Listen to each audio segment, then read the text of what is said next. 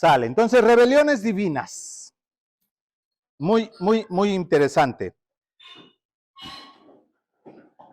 Como un poquito de resumen, dice, los seres espirituales y los humanos son los portadores de la imagen de Dios.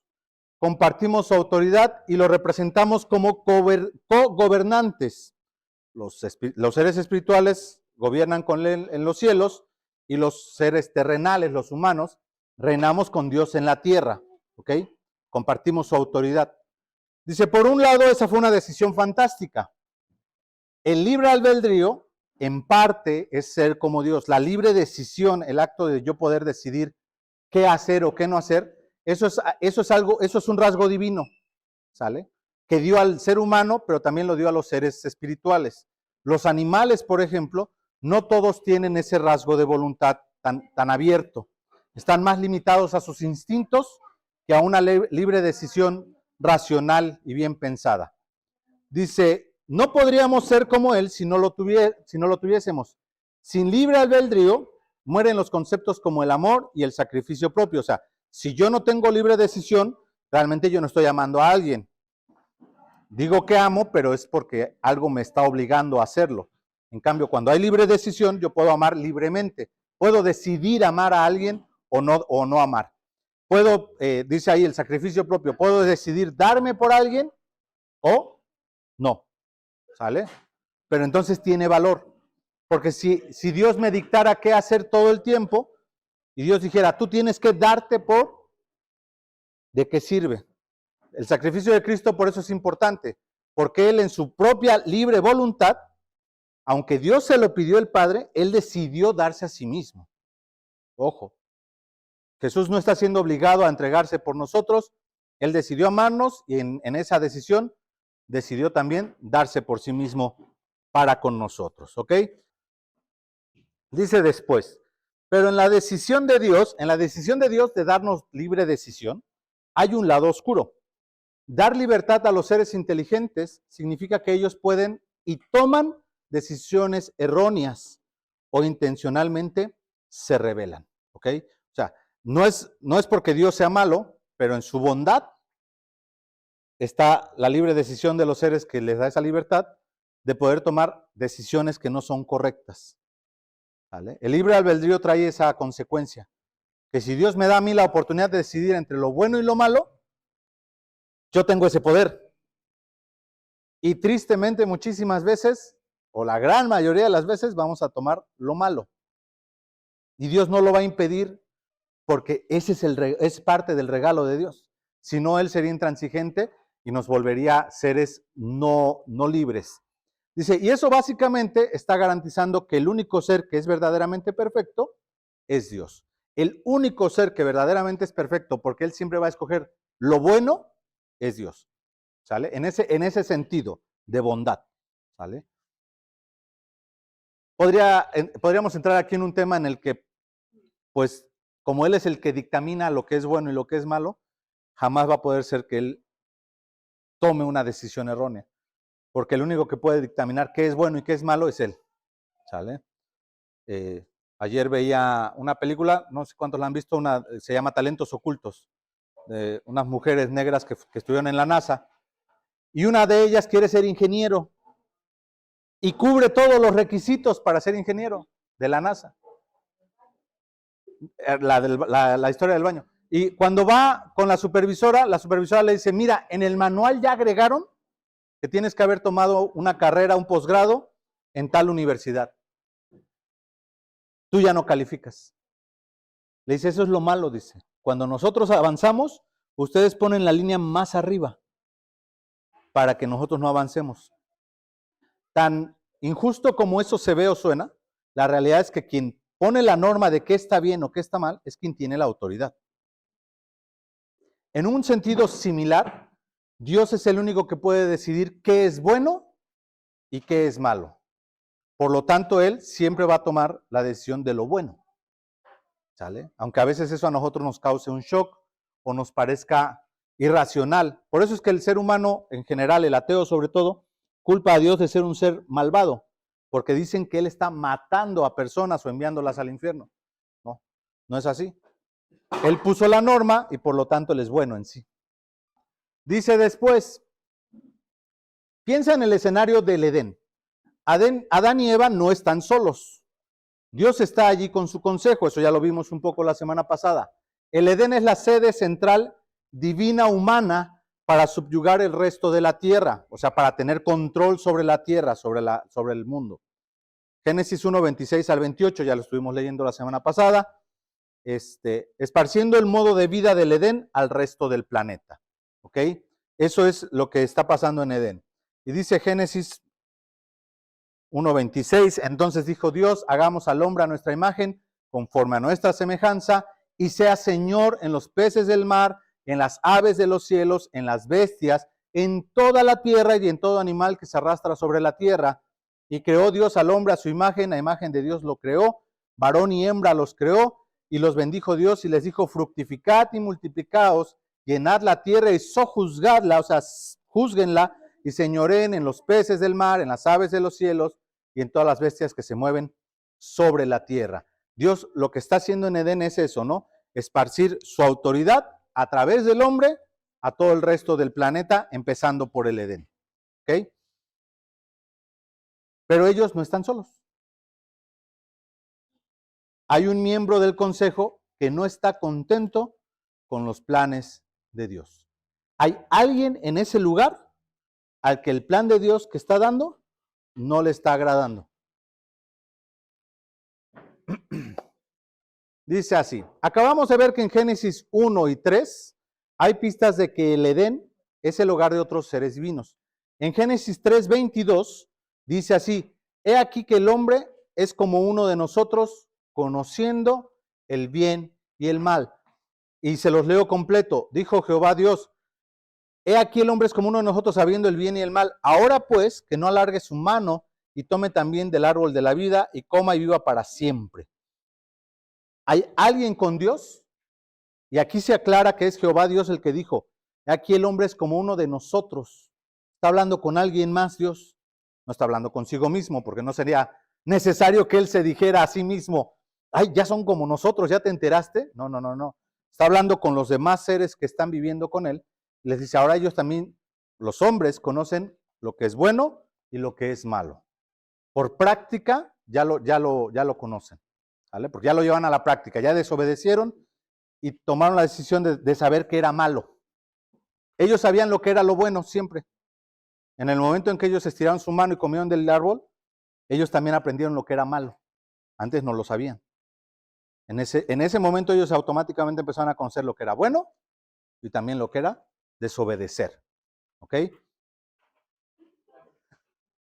Dice así, sabemos que el personaje principal de Génesis 3, la serpiente, no era verdaderamente una serpiente, o sea, no era un animal serpiente, ¿ok?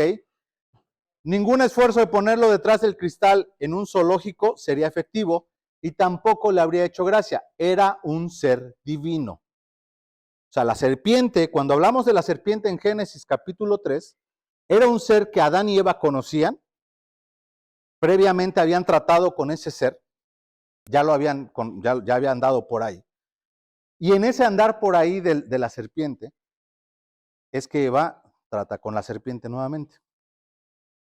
Pero no es un animal. De pronto queremos asociar la idea de la serpiente con la maldición y decir, ¿ves? La serpiente antes tenía 4 patas y Dios la hizo arrastrarse.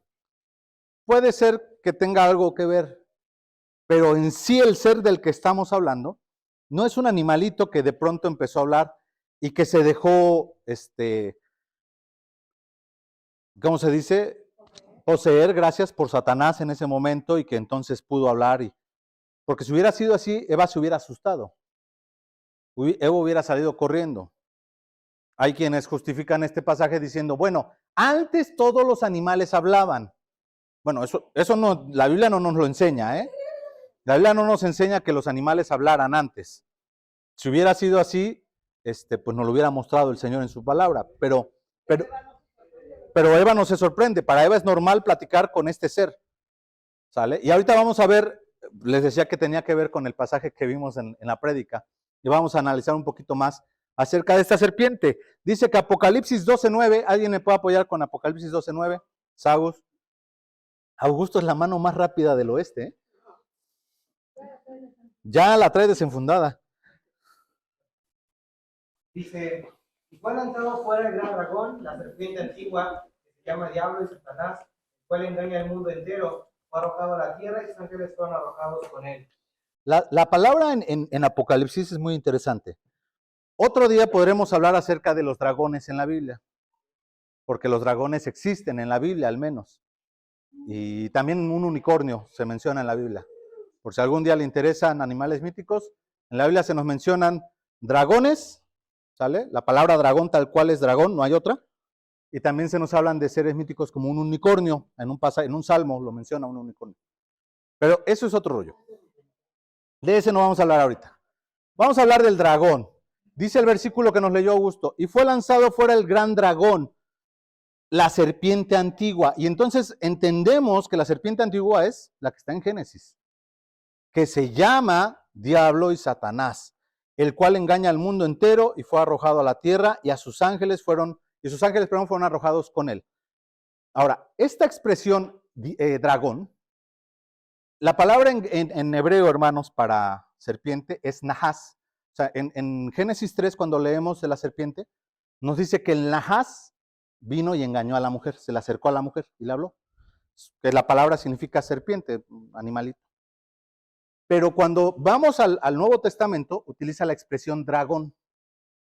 Ahora, la expresión dragón está relacionada en el Antiguo Testamento con otra palabra dragón que la Septuaginta tradujo como dragón, que es seraf, que es otro tipo de animal, que también se traduce como serpiente. Es curioso eso, porque ese animal se traduce como serpiente. Y les paso a la siguiente diapositiva. Dice ahí, tendemos a pensar en la palabra serpiente como un ente maligno intrínsecamente, o sea que en su ser, de por sí, es malo en sí. Pero la realidad es que la Biblia usa palabras interesantes para referirse a la serpiente. Vamos a ver una de ellas y sus significados en español. Esta palabra es la palabra sarap en hebreo, ¿ok? Ahorita se las voy a poner ahí enfrente, pero... Y vamos a tener una pequeña clase de hebreo porque es importante entender cómo funciona el hebreo para entender las raíces. Han escuchado mucho a los predicadores, si ven predicadores, que dicen, esta palabra tiene una raíz en tal idioma y es esta. Bueno, las raíces en griego en hebreo son muy, muy, muy importantes y ahorita les voy a explicar el por qué. Y de ahí es que es importante no cambiar el nombre de Dios en el Antiguo Testamento. El nombre de Dios en el Antiguo Testamento. Las letras tienen una importancia. Si tú las cambias por otra palabra porque no quieres blasfemar el nombre de Dios, estás errando porque hay un significado en esas letras, aunque no sean el nombre de Dios. La palabra de Dios usa en el Antiguo Testamento 2 o 3 palabras para serpiente diferentes. Una es nahas, significa que es la serpiente común, y ahorita vamos a ir a la palabra sarap, que también se usa para Satanás en ocasiones, cuando se habla de ella como la serpiente, pero su característica es que el sarap es la serpiente que es venenosa, que tiene veneno en sí. ¿Ok? Abril dice que. Abril sabe de eso.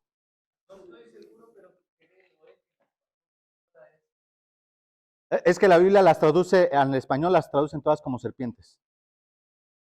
O sea, porque bueno, hay víbora, serpiente y culebra como tal, pero... No, sí, hay unas que son venenosas y unas que no. Pero de hecho, la que vamos a ver es serpiente y es venenosa. O sea, así se traduce. Le llama serpientes ardientes en la Biblia. ¿Listo? ¿La que qué? Ah, esa es. Esa es. Ok, vamos a ver. La palabra es sarap. ¿Sale? Esta es la palabra sarap. Esos 3 símbolos que están ahí. Es S, R y P. El hebreo se lee a la inversa de como estamos acostumbrados a leer. Esta es la palabra S o el sonido. Este sería la R o el equivalente a la R en español y el último símbolo sería el equivalente a la P. ¿Sale? de la primera palabra vienen palabras como shalom, y así, ¿no? Todo ese tipo de sonidos.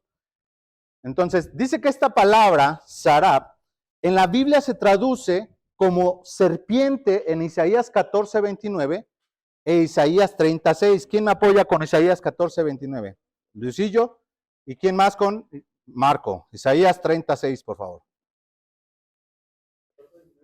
14:29, por favor. Sería bueno, sí, estaría bien que nos apoyaras. Por favor, fuerte, ¿eh? No te alegres tú, que sea toda, por haberte quebrado la vara del que te hería, porque de la raíz de la culebra saldrá áspid. Y tu fruto serpiente voladora. Esa expresión, y su fruto serpiente voladora, está hablando de una serpiente en general, pero el uso de esa palabra es el mismo, sarab. ¿Y el otro, Marqui? Profecía sobre las bestias del Negev, por tierra de tribulación y de angustia, de donde salen la leona y el león, la víbora y la serpiente que vuela, llevan sobre lomos de asnos sus riquezas, y sus tesoros sobre jorobas de camellos, a un pueblo que no les será de provecho. Ok, entonces en la Biblia, por lo menos ahorita encontramos dos pasajes en que esta palabra sarab se traduce como serpiente. Siguiente traducción es ardiente o ardientes, haciendo referencia a que quema, a que lastima. Números 21, 6 y 8, ¿quién me apoya con ese? ¿Quién dijo yo? Números, Abril. 21, 6 y 8, por favor. Y alguien más con Deuteronomio, Francis, 8, 15.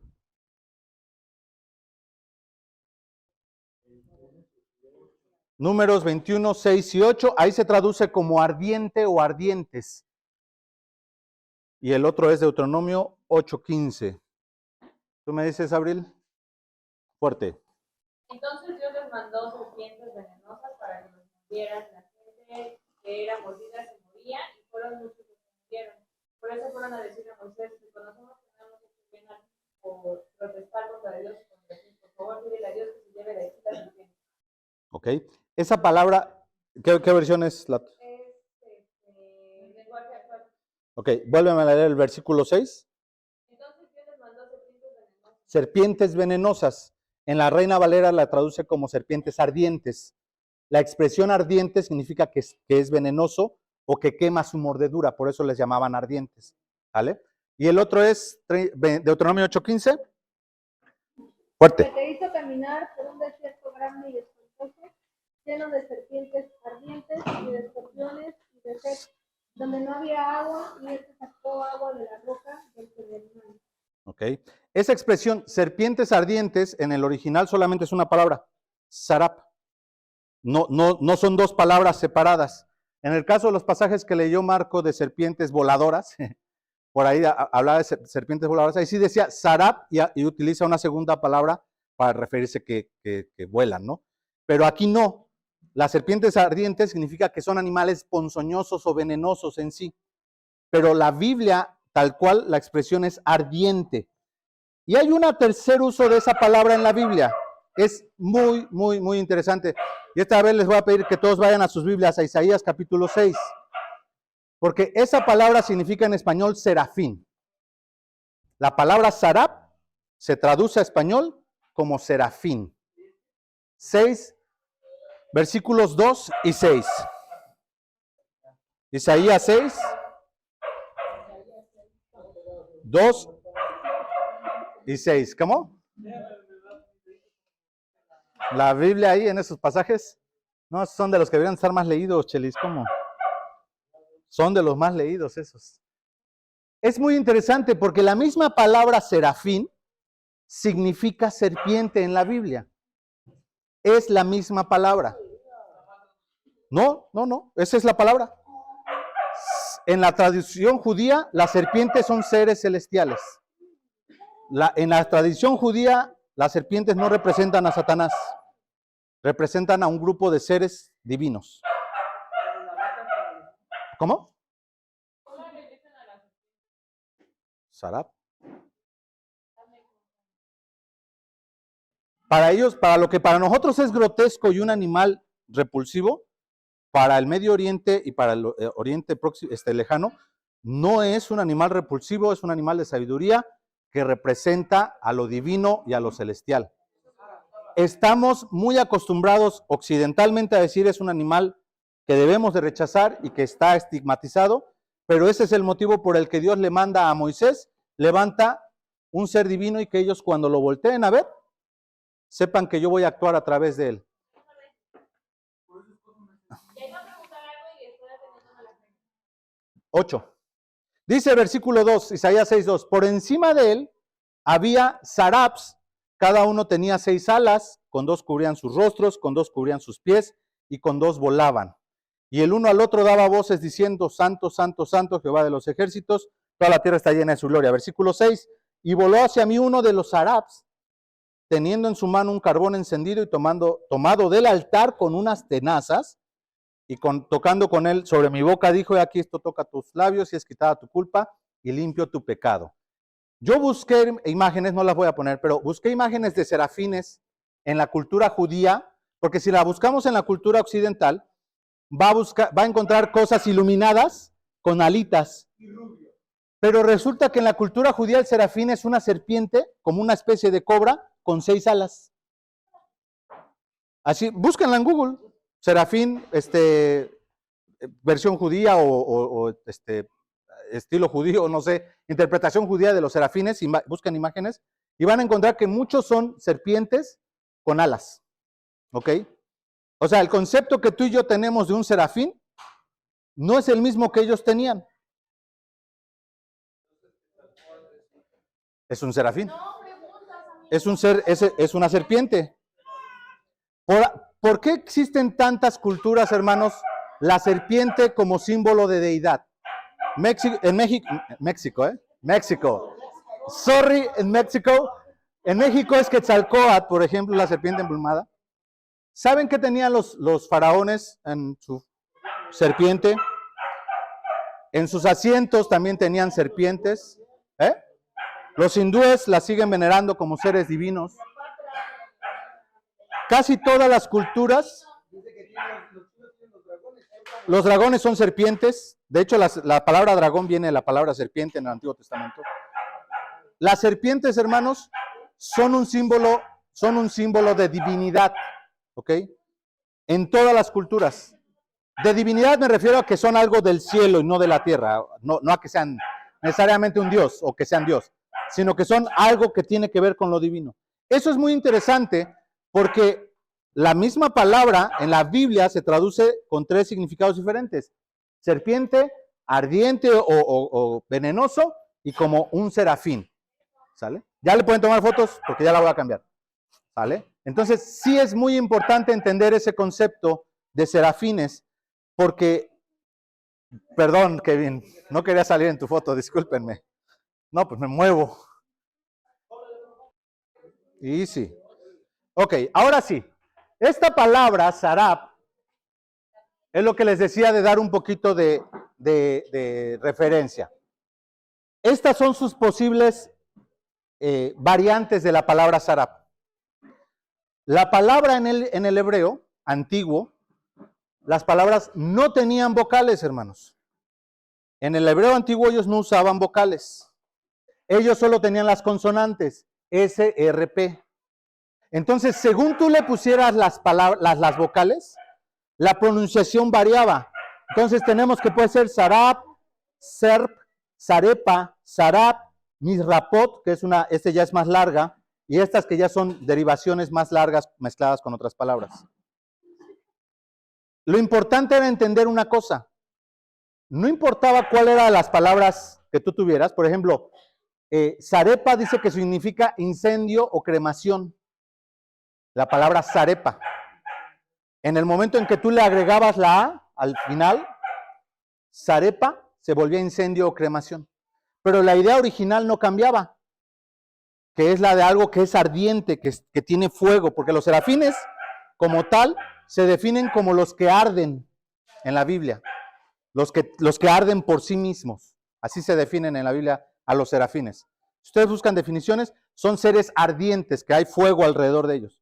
La palabra serpiente implicada en sí misma tiene esa idea de quemar y de lastimar. Cuando nosotros cambiamos las vocales, la palabra cambia de significado, pero no su idea original. Por eso es importante las vocales y la raíz. Las vocales, ¿cómo salían? El contexto te decía. Si tú estabas hablando de animales en el desierto y te topabas la palabra SRP, tú entendías que la palabra era serpiente. Pero si esa misma palabra tú la encontrabas en la adoración celestial, entonces esa palabra se convertía serafín. Pero tú tenías que darle el cambio de las vocales. Pero en la idea del judío, entendía claramente que ambos conceptos de serpiente, serafín y ardiente no están desconectados. Hacen un solo vínculo a través de la raíz de la palabra. Lo mismo sucede con el nombre de Jehová. El nombre YHWH, que es el nombre de Dios, son solo las consonantes. Esa palabra por sí misma, la raíz significa el vida o viviente o el que da vida o el generador de vida. El nombre de Dios, por eso es yo soy el que soy. La palabra sería algo así como el verbo to be en inglés. La existencia en sí. Es muy interesante. Por eso cuando el judío escribía el nombre de Dios, aunque no lo pronunciara con su nombre personal, entendía que esa palabra significaba el dador de vida. Porque esa palabra tú la podías encontrar en otro contexto, con otras vocales, si las pronunciabas así, y esa palabra ya no significaba el nombre de Dios, significaba el que vive, el que nos da vida, el que nos mantiene. Por eso es importante dejar las palabras como son, porque al judío eso le remitía la idea no solo del nombre de Dios, sino todo lo que Dios significaba. Como la palabra sarab nos debe llevar a pensar en todo lo que la palabra significa en sí misma. No solamente significa el animalito que se arrastra, significa un montón de cosas más. Cuando nosotros nos encontramos a la serpiente, dice después, regresando a Génesis, la Biblia no da indicación de que antes de los eventos del Edén, en capítulo 3, ni el Edén ni ninguno de los portadores de la imagen de Dios, humanos o divinos, se opusieran a la voluntad de Dios o que estuvieran en rebelión. Las circunstancias cambiaron drásticamente después de Génesis 3. O sea, cuando queremos hablar de la caída de Satanás, muchísimas veces pensamos en Satanás que cayó antes de que el hombre fuera creado. Pero eso, la Biblia al menos no nos deja una enseñanza clara de que esto haya sucedido así. No existe algo que podamos decir, no, Satanás desde que antes de que Dios pusiera al hombre, Satanás ya había caído. No lo sabemos. Puede ser que sí, tanto como puede ser que no. ¿Vale? Muchos creen, que es la interpretación que da el autor de este libro, que el momento de la caída en el que se enalteció su corazón y quiso ser Dios, es en el momento en que él se acerca a Eva y le dice qué es lo bueno y qué es lo malo, en lugar de respetar lo que Dios ya dijo que es bueno y malo. O sea, él está poniéndose en el lugar de Dios al decir, Dios está equivocado, ¿eh? Esto es lo bueno, esto es lo malo. Pareciera ser que es ese momento. Perdón. Entonces, cuando nosotros estamos hablando de la serpiente, estamos hablando de un ser celestial, ¿sale? En la idea del judío existía ese concepto ya de por sí. No es algo que para ellos fue nuevo. Ellos en el momento en que oyen, la serpiente entró con Eva, ellos ya están captando que un ser divino es el que se acercó a Eva. El judío jamás pensó, es que era un animal que se arrastraba. ¿Por qué? Porque en el concepto judío de ese tiempo y de esa región, en automático una serpiente era un ser divino. ¿Sale?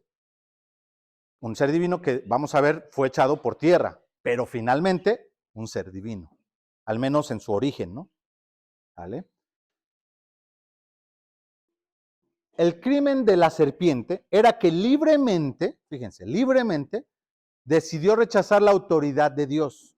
Ya lo vimos, como Dios le hizo seres con libre albedrío, la serpiente libremente decidió rechazar la autoridad de Dios. ¿Cuál era la autoridad de Dios? No comas de este árbol porque vas a morir. Dios quería que Adán y Eva extendieran el Edén en la tierra, pero el enemigo no los quería allí. Él se puso en el lugar de Dios. Él dijo en su corazón, subiré al cielo por encima de las estrellas de Dios, levantaré mi trono y me sentaré en el monte de la asamblea. Lo que está haciendo Satanás en el momento de que está tentando a Eva, o que la está convenciendo, es estar tomando el lugar de Dios en la vida de Eva. Eso es lo que está haciendo la serpiente. Tomar el lugar que Dios tenía en la vida de Eva y decir, yo soy Dios. ¿Por qué yo soy Dios? Porque yo te estoy diciendo a ti qué es lo bueno y qué es lo malo. Y ya les dije al principio, el único que puede determinar qué es bueno y qué es malo, completamente, es Dios. Si alguien más quiere determinar lo que es bueno o es malo, esa persona en automático está queriendo ocupar el lugar que Dios ocupa. ¿Sale? Es lo mismo. Porque el único que tiene esa autoridad es el Señor. ¿Qué pasa cuando está Jesús con el hombre, el paralítico, que lo traen sus amigos y lo bajan? ¿Cómo se atreve a perdonar pecados? Ellos le están queriendo decir a Jesús qué es lo bueno y qué es lo malo. Dice Jesús, bueno, para que vean que yo tengo poder para perdonar pecados, levántate, toma tu lecho y anda, ¿va? Está queriendo demostrar la autoridad de quien dicta lo bueno, quien dicta lo malo. Vamos por favor ahí a Isaías 14, versículo 13.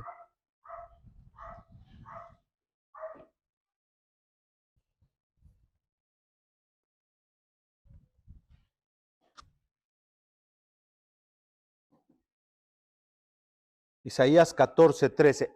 Isaías 14 está hablando de un ser, de un rey, que era el rey de Babilonia, hermanos.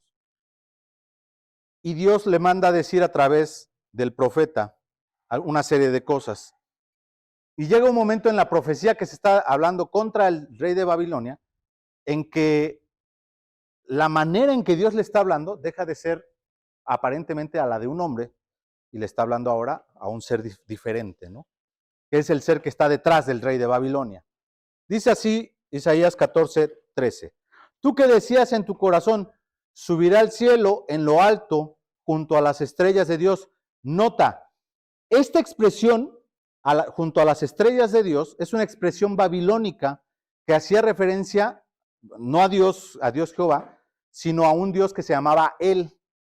De hecho, la traducción literal es junto a las estrellas de El, con mayúscula, que era un ser o un dios babilónico. Para ellos, uno de los dioses más importantes.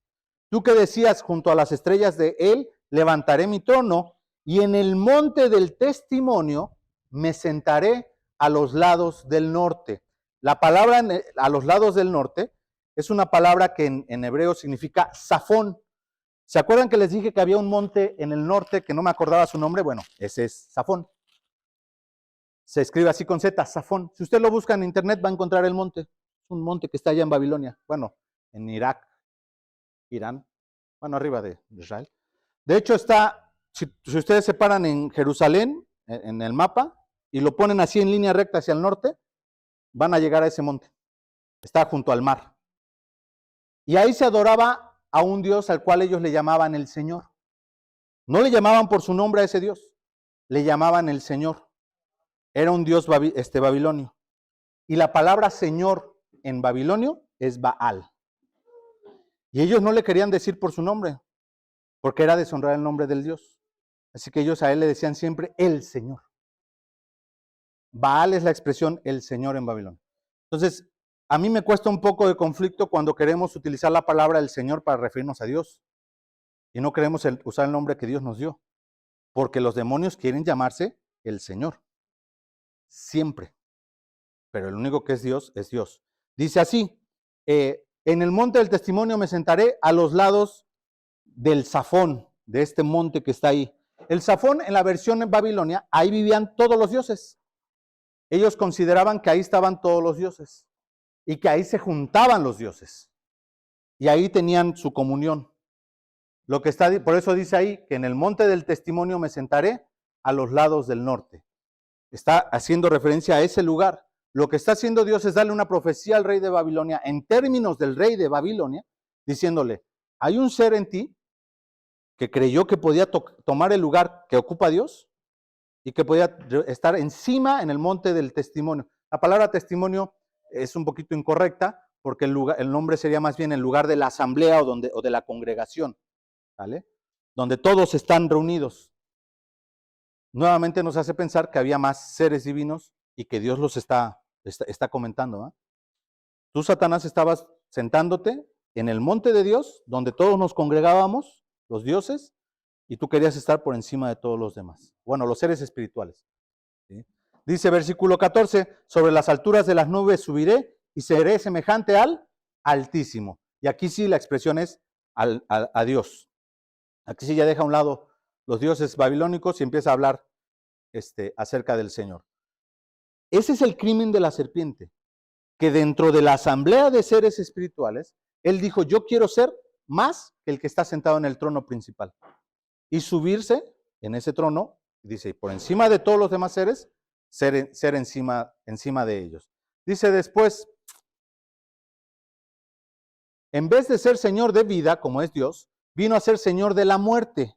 Satanás significó que el gran enemigo ahora tenía derecho sobre todos los humanos, así como los eventos del Edén significaban la pérdida de la inmortalidad terrenal.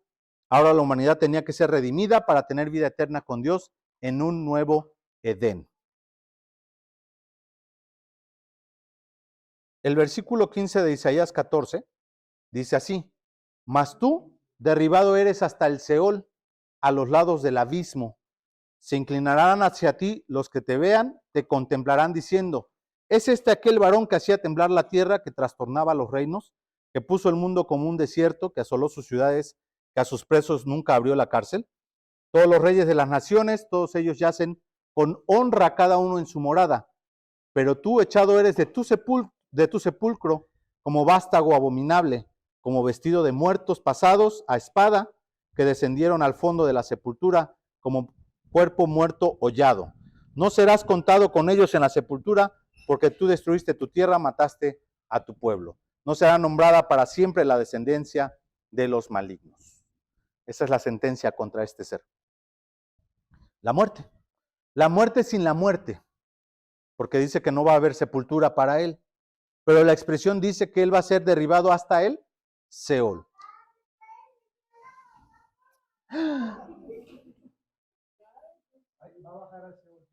Va a bajar al Seol. Es como el Monte Olimpo. Todas las culturas tienen una idea parecida en cuanto al lugar de reunión de los dioses. En cada cultura cambia un poquito el nombre o la ubicación, pero todos entienden que hay un consejo celestial que se reúne en un solo lugar, en una montaña.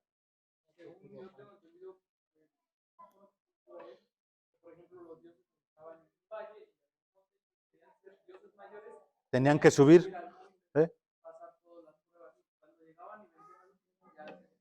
Quedaban como dioses. Es que esa es la ideología humana, siempre ha existido y Dios no la desecha. Dios dice, si hay algo de verdad en ello, ¿qué dices tú?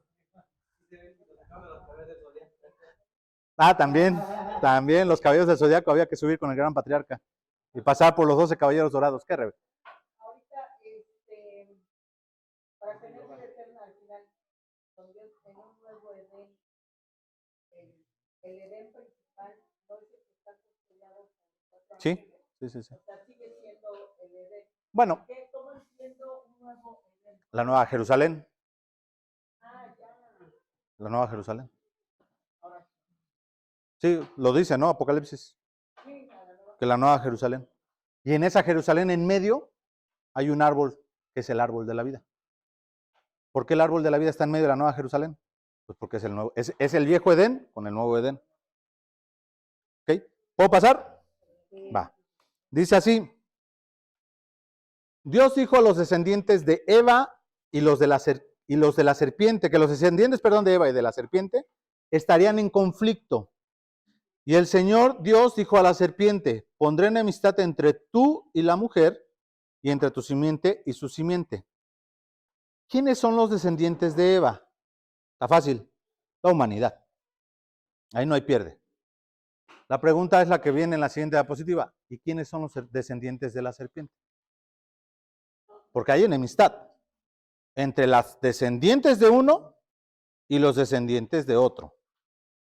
Ojo, no dice entre tú y la simiente de ella, sino entre tu simiente y la simiente de ella. O sea, la descendencia de Satanás y la descendencia de Eva.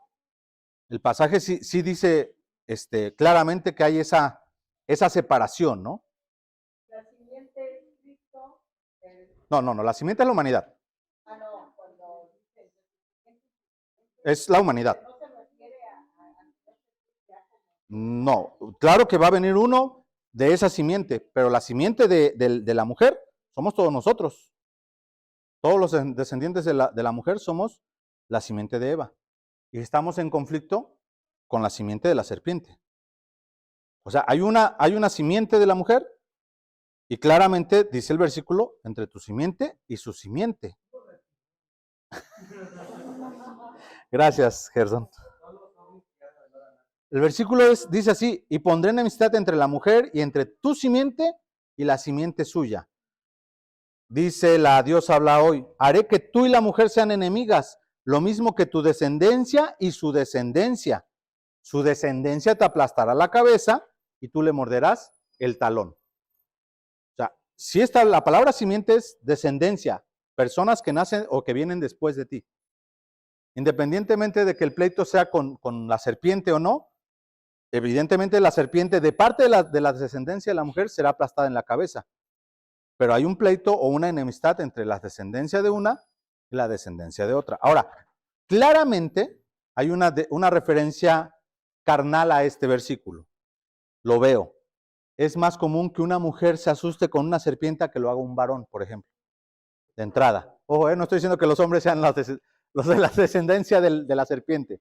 Solo digo que claramente, humanamente hablando, es más común que una mujer se espante de instante con una serpiente y un varón, no que no le dé miedo, pero que el impacto sea menor. Eso es una realidad. Pero no va por ahí, ¿eh? A mí en general me gustan mucho se me hacen animales muy bonitos. Muy, muy bonitos. Me gustan las imágenes de serpientes.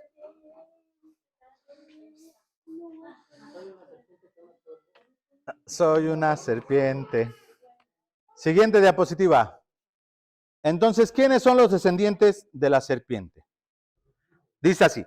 Bueno, eso es un poco más abstracto. El apóstol Juan nos da unos ejemplos.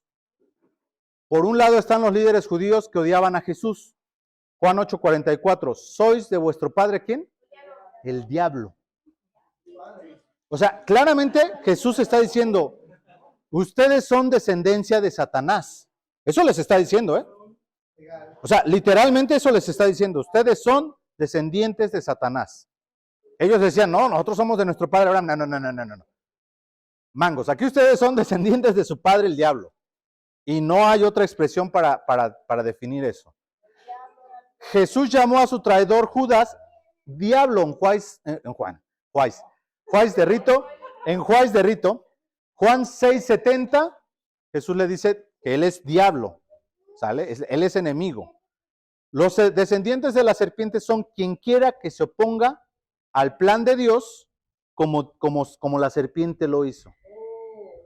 Toda persona que voluntariamente decide yo voy a caminar en las tinieblas, esa persona en automático se vuelve parte de la descendencia de la serpiente. Es así de simple, lo veíamos hoy en el pasaje de Juan. Jesús dice, los hombres amaron más las tinieblas que la luz. Ni modo, ellos ya decidieron su camino. Eso Dios no los excluye, pero ellos ya están tomando la dirección que ellos van a tomar. El ser humano, la humanidad en general, solamente puede ser una de dos. O buscar al Señor o estar en contra del Señor, lo dice claramente. El que se hace amigo de Dios se constituye enemigo del mundo, pero el que se constituye amigo del mundo se constituye enemigo de Dios. No es que Dios quiera, no es que Dios los odie, es que es la manera natural de existir de las cosas. Hay dos descendencias, en el mundo, una es la de la mujer, una es la de Satanás. Y entre ellas no puede haber amistad, hermanos. Por eso Santiago nos dice, tú no puedes tener amistad con el mundo. No se puede. Hay enemistad entre ambas descendencias. No podemos estar pensando que la familia de Dios puede tener amistad con la familia del diablo. Jóvenes, cuando les decimos, no te unas en yugo desigual con los incrédulos, no es porque la muchachita esté fea, no es porque sea mala gente, es porque vas a tener de suegro a Satanás. Siempre se los digo. O sea, razona en la que te estás metiendo. Si tú eres hijo de Dios y tu padre es Jehová, y él o ella es inconverso, su padre es Satanás. No hay de otra. ¿Cómo vas a hacer consuegro a Dios con Satanás? Es un absurdo, no tiene lógica. Pero bueno, los jóvenes dicen, no, yo la convierto. Ándale, pues. El punto no es si la conviertes, es mientras la conviertes. O lo conviertes, quién sabe, ¿verdad? Y eso si viene al Señor. No te desconvierten a ti. La siguiente semana vamos a seguir hablando acerca de cómo Dios toma la serpiente y la echa por tierra. Hay algo interesante, hermanos. Cuando hablamos de la serpiente, de Satanás, Dios le da una autoridad ahora a la serpiente. Y esa autoridad es sobre la muerte. Antes de que la serpiente hiciera caer al hombre, el hombre no podía morir. Al menos no hasta ese momento. A partir de que el hombre viene y come y peca, él tiene muerte, pero esa muerte, la potestad de ella es de Satanás. ¿Sale? O sea, el señor de la muerte es Satanás. Por eso cuando hablamos de que no pierden la imagen de Dios, hablando de autoridad, es que Satanás sigue siendo el príncipe de la potestad del aire, por ejemplo. Lo decía hace unas semanas. Aunque no es al grado de Dios, sigue siendo un señor. Ya no es el mismo que era antes. Es un Elohim. Incluso, muy interesante es lo que voy a decir. Ponía un ejemplo, el autor del libro dice, mira, es como si él fuera el rey del basurero. Claro, es la porquería. Está bien feo, nadie quiere estar ahí, pero sigue siendo el rey. Nada más que es del basurero. O sea, cuando él dice que fue echado por tierra y que fue echado al Seol, está haciendo una referencia a que él es ahora la autoridad en ese lugar, en ese reino. Es muy curioso ver que todas las culturas, hermanos, todas, tienen un Dios de la muerte. Y están claros que existe un ser espiritual que es el Señor de la muerte. Todas las culturas. Y a ninguno de esos dioses terminó en ese lugar por gusto. En cada una de sus diferentes leyendas, casi siempre lo lograron engañar para que terminara ahí. Y pobrecito, ¿ah? Hasta sentimos feo por ese ser. Hades, todos decimos, mira, se la jugó Zeus. Le dijo, nos vamos a estar rotando. Y ya que ya lo tuvo allá, le dijo, no, pues es que todavía te falta una eternidad y ya cambiamos. Esa es la realidad. Pero que al final él ahí está como autoridad. Entonces, Satanás ha logrado meter sus mentiras, hermanos, de manera que él sea la víctima. Y la gente cree genuinamente que Satanás es un pobre ser que Dios condenó. No, no, no. La serpiente fue astuta, más que todos los que estaban en el Edén. De todos los demás Elohim que estaban en Edén, él fue el que dijo, no, yo ya sé por dónde va la cosa. Esto no me está gustando y yo quiero ser Señor. ¿Por qué tienen que estar ellos aquí si yo puedo serlo? Y él se puso por encima de Dios. ¿Sale? Ahora sí, preguntas. ¿Tenías una? Sí, pero pasaron diapositivas. Sí, en la 8 dijiste. No, es que tú estabas hablando de que eran, de que eran seres celestiales, ¿no? O sea, las serpientes, ¿no? Pero dice el pasaje, por eso digo, pasaste una diapositiva, dice que van a estar en contra. Pero entonces, no, ya no. ¿Cómo? ¿Cómo ya no? Eres divina, Abril. Ah, güey. A ver.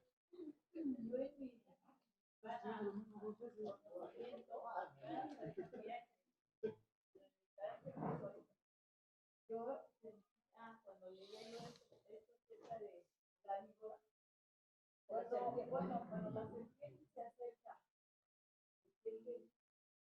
asusta a Eva, la serpiente, yo así creo, yo sé que a la mujer viene, pero lo quiero explicar para que Ujú, ujú. Yo siempre creí que la serpiente era un animal común como todos Corriente, los ajá. animales y que caminaba parada. Ujú, Yo no sé cómo, pero que caminaba parada. ¿Por qué lo digo? Porque cuando llega se perturba a Adán y a Eva, la maldición que le da el Señor es esta, que dice, sobre tus pechos te ujú. arrastrarás y de tierra te alimentarás. ¿Por qué le dice eso si ella estaba parada? ¿Cómo iba a arrastrar sobre sus pechos? Y la idea es esa, ¿no? Que caminaba parada, pero cuando ella le da permiso a Satanás de servirle de medio para perturbar a Eva, Ujú. entonces el Señor le manda esa maldición a ella y le dice, bueno, Sí, sí, sí, que el versículo 14, por cuanto esto hiciste, maldita serás entre todas las bestias y entre todos los animales del campo, sobre tu pecho andarás y polvo comerás todos los días de tu vida. Esa es la maldición. Bueno, como tal, eso lo vamos a ver la siguiente semana. pero yo digo que andaba pagada, que sí, no tragaba tierra, ni tragaba hierba.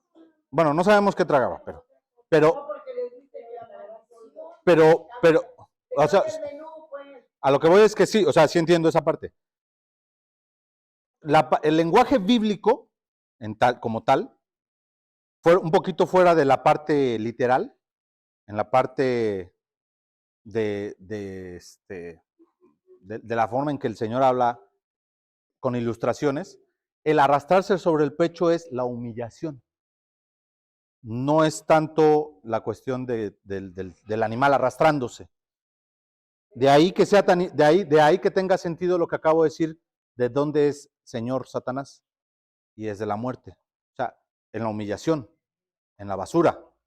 No vas a estar, fíjate lo que le dice, tú te paseabas entre las piedras de fuego, tú que estabas entre el monte de Dios, querubín grande y protector. ¿A dónde vas a caer? Hasta el piso. Serás arrojado por tierra, dice. Esa expresión, arrojado por tierra, cuando tú agarras un animal es cuando lo avientas y le haces así, hasta da el panzazo.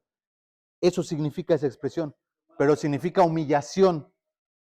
En el caso de la serpiente, nuevamente es humillación. Hay una realidad en cuanto a las serpientes, está más que comprobado, que hubo un momento en que tuvieron patas. O sea, eso es un hecho. 4. Tenía 2 y 2. Como las iguanas, tipo las iguanas. ¿Vale? O sea, sí, eso es un hecho, ¿eh? Eso es una realidad. Si ustedes buscan en internet, ¿las serpientes tuvieron patas? Sí, las serpientes tenían patas. Así. La maldición del animal, Dios la puso. Pero lo que es importante no es el animal en sí, porque el animal en sí no tiene relevancia. La maldición es para Satanás.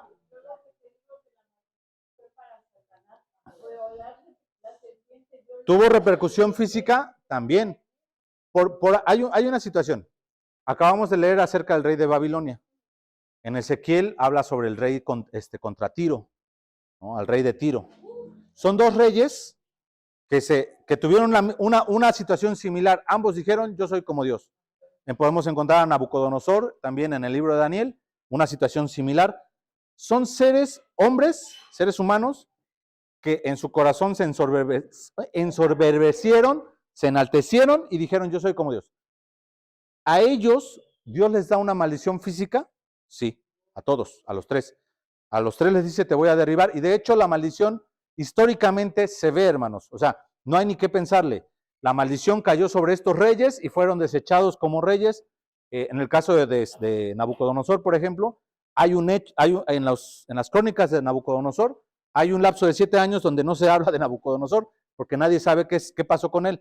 Entre algunos escritos oscuros de los babilonios se dice que él perdió la cabeza y que se volvió loco pues durante este tiempo, que no razonaba, y la Biblia nos dice que lo convirtió en bestia. Cuando dice que lo convirtió en bestia, los cristianos decimos, lo convirtió en un burro o en algo así. No. Era un nahual. Lo convirtió mentalmente como un animal, le quitó el raciocinio humano. Y durante ese periodo de tiempo, que abarca 6, 7 años en la historia de Nabucodonosor, Nabucodonosor no se sabe nada de él, y después él regresa. Ese periodo, él gobernó uno de sus hijos. Históricamente así sucedió. La Biblia nos dice qué pasó en ese periodo. Pero el que estaba detrás de Nabucodonosor, que es el que estaba juzgando a Dios, era Satanás. Lo mismo pasa con Tiro y lo mismo pasa con el rey de Babilonia. ¿Vale? Lucero, la estrella de la mañana, es curioso, ese nombre es un nombre propio. Lucero es un nombre propio, así se llamaba el rey. Aparentemente era un sobrenombre, no es el nombre directo, pero cuando nosotros leemos tú, Lucero de la mañana, no está hablando de que sea la luz, sino que ese era el nombre del rey. ¿Okay? Lo vamos a ver también, porque lo vamos a hablar la siguiente semana. Pero en el hebreo, la palabra es el nombre directo de esa persona. ¿Hay algún rey que vaya? Porque el de Tiro ya, al manejar Román, Lo destruyó. Y a Babilonia también. el de Tiro, el de Babilonia, ese de Nabucodonosor, los 3 reyes caen Ya, Nabucodonosor cayó. Bueno, Nabucodonosor, acuérdate que Nabucodonosor se arrepintió. Y vino arrepentimiento y terminó adorando a Jehová. Ojo, no dejó de adorar a sus otros dioses, pero él puso al Señor por encima de sus dioses. Eso sí lo hizo. Y Dios le bendijo y guardó su gobierno. Vamos a hablar un poquito también de eso más adelante, de los dioses, de los otros dioses, de David adorando dioses ajenos aparte de Dios. ¿Por qué Dios lo permitió? ¿Por qué no está mal en el momento en que lo hizo? Y por qué hoy en día ya no se puede hacer. ¿Vale? Porque si hay un motivo. Porque, no. David adoró a otros dioses. Y David fue un hombre conforme al corazón de Dios. Y hay un momento en que David termina adorando a otros dioses, cuando se va a Filistea. Y Dios no lo castiga por ello. Pero hay un motivo espiritual por el cual Dios permite esa situación. Cuando va con los filisteos. Pero no cuando está babeando, sino cuando está ya cuerdo, porque acuérdate que él terminó cuerdo. Sí. Se salvó, se curó, ¿sale?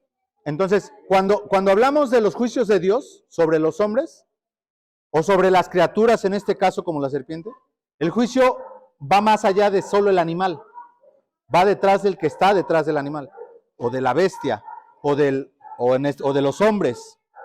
¿Por qué es importante esta parte? Lo que pregunta mi abuelita, hermanos. Porque cada año, el 12 de diciembre, nuestro país va a rendirle homenaje y adoración a un ser, allá en la basílica. La historia está bien clara, todos la conocemos. Yo creo que Chelis nos la podría contar mejor. ¿A quién adoraban antes ahí? En la basílica de Guadalupe. ¿Y ella quién era?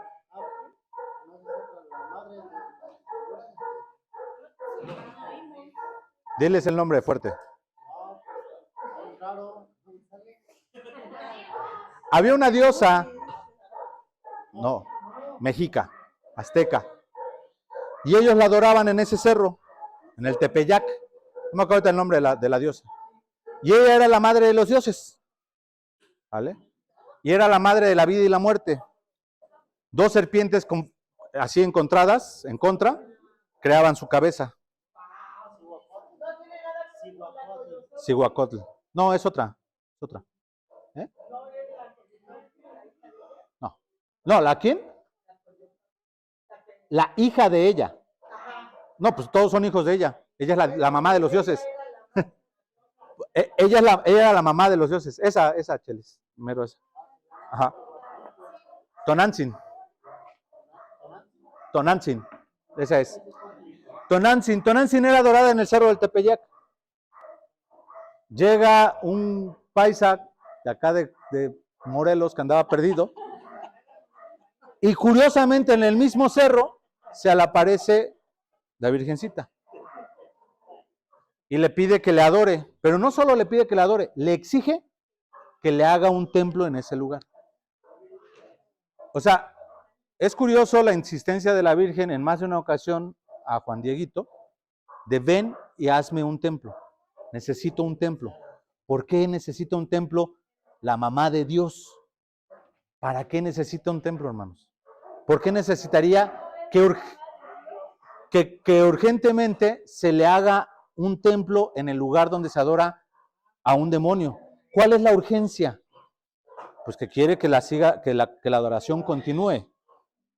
Cuando las personas van y le presentan, le están adorando a un demonio directamente. El problema no es el mono que está atrás. Le presentan a sus hijos. O sea, la humanidad del día de hoy sigue haciendo lo mismo que el Señor prohibió: pasar a tus hijos por fuego, entregárselo a los demonios. Lo sigue haciendo. Por eso es tan importante entender el juicio que Dios da contra los seres que están ahí, porque no es contra el que está enfrente, es contra el que está respaldando al que está enfrente de él. En su momento era Tonantzin y solamente se cambió de nombre porque dijo: ya no me van a adorar así, necesito una nueva imagen. Se echó hojalatería y pintura, regresó como la Virgen y dijo: aquí está. Eventualmente quizás la imagen de la Virgen, que lo veo difícil en México, desaparezca, pero se va a levantar otro en el mismo lugar que va a decir: ahora yo exijo adoración. Hay una cuestión espiritual, hermanos, de demonios que están moviéndose en todo el mundo. Cuando la gente va y adora una imagen, está adorando al demonio detrás de la imagen. Por eso es tan importante tener cuidado con la idolatría. Son territoriales, lo vamos a ver más adelante, pero es así. Y cuando Dios está trayendo un juicio contra algo, es contra el ser espiritual que está detrás de ese algo. No es contra el ser que está enfrente, porque ese no tiene poder.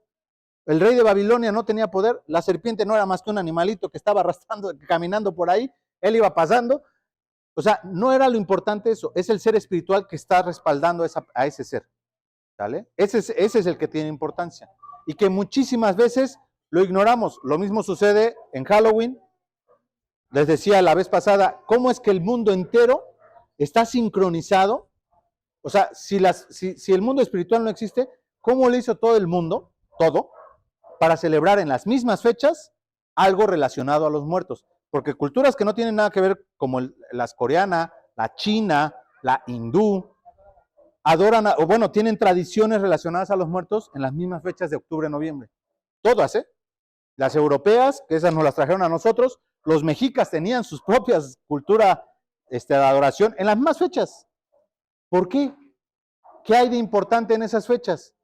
Es muy triste. Más triste aún es que en Amazon usted ya puede encontrar la Ouija cristiana, donde el Espíritu Santo le va a hablar directamente. Ya la están vendiendo.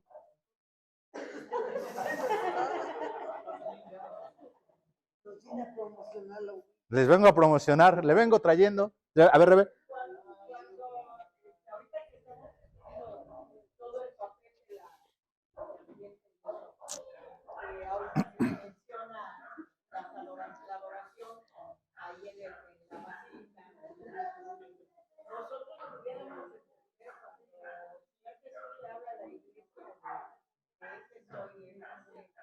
Porque ahí está el trono de Satanás. Estamos en la historia, efectivamente estaba un gran lugar donde se adoraba a Zeus, porque está el trono de Satanás. Nosotros pudiéramos entender. El trono de Satanás se encontraba en Suiza, ¿eh? Suiza. Bueno, lo dice, que había un lugar. Y dice que ahí donde mi testigo fiel fue asesinado. Fue asesinado en Suiza. Espérame, ahorita. Pero tú dices el otro pasaje. Es que hay dos. Ajá. Pudiéramos entender Antipas. que Satanás va levantando varios tronos en diferentes países. Claro. Sí. Entonces, cuando se toca esa palabra, porque ahí está el trono de Satanás, está en diferentes partes. Pues ¿cómo se puede decir? Tronitos, ¿no? Es un gran trono, pues. Es que pensamos en Satanás y pensamos en un solo individuo. Y son demonios. No estamos hablando. Nuevamente tendríamos que ir a la palabra original. Y la palabra Satanás, tal cual, independientemente de ser un nombre propio que le hemos dado nosotros a un ser, es una palabra que significa el enemigo. Así que cualquiera que sea un adversario o un enemigo es un Satán. ¿Vale? Entonces no hay un Satán, hay muchos. ¿Mil qué? Bueno, eso es otra cosa.